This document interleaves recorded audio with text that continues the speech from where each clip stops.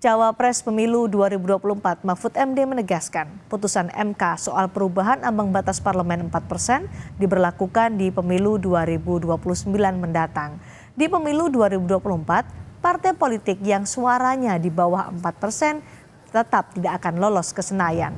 Menurut Mahfud, putusan MK yang menyatakan revisi aturan itu berlaku sebelum Pemilu 2029. Sedangkan Pemilu 2024 masih menggunakan aturan yang lama, yakni ambang batas parlemen 4%. Mahfud sempat menyinggung soal putusan MK terkait syarat usia capres-cawapres. Menurut Mahfud, seharusnya putusan MK itu juga berlaku di pemilu mendatang. Memang harus begitu, berlakunya itu harus di dalam tradisi hukum di seluruh dunia. Kalau ada perubahan aturan yang memberatkan atau menguntungkan seseorang harus pada periode berikutnya. Termasuk misalnya seharusnya usia calon presiden, wakil presiden itu kalau mau berlaku pemilu yang akan datang seharusnya ya. Dan itu sudah disuarakan, tapi waktu itu MK-nya ya begitu memutuskannya, meskipun itu sebenarnya substansinya putusan itu salah. Berlakukan sebelum pemilu 2029, artinya bisa berlaku untuk pemilu sekarang atau bagaimana? Enggak, sebelum pemilu 2029 ya, artinya nanti pemilu 2009 itu diubah dulu kan undang-undang, bunyinya kan mengubah undang-undang dulu. Ya kan? Diubah dulu nanti berapa? Kan itu belum tentu berarti nol juga. Ya, tapi dia menghapus, lalu apa syaratnya?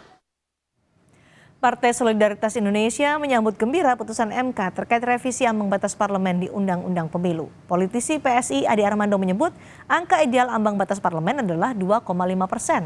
PSI belum mengambil sikap terkait angka ideal ambang batas parlemen, tapi Adi Armando memastikan putusan MK menguntungkan partainya. PSI menduga angka 4% ambang batas parlemen hanya menguntungkan partai-partai besar. Kami sebetulnya juga berharap itu bisa diubah aturan minimal 4% tersebut.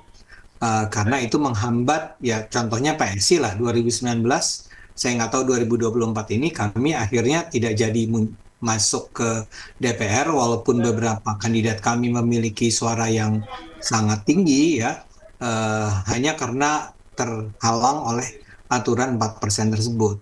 Aturan tersebut menurut kami sama sekali tidak layak, tidak diperlukan. Dan saya rasa ini lebih memang mencerminkan adanya keinginan dari partai-partai besar. Ya, jadi kita menganggap ya taruhlah mau 2,5 atau bahkan lebih rendah dari itu juga sebenarnya adalah sesuatu yang sangat layak ya. Karena memang ya namanya juga demokrasi ya, kita harus membuka ruang seluas-luasnya bagi warga masyarakat Indonesia untuk terlibat dalam pertarungan seperti pileg ya, pemilihan anggota legislatif.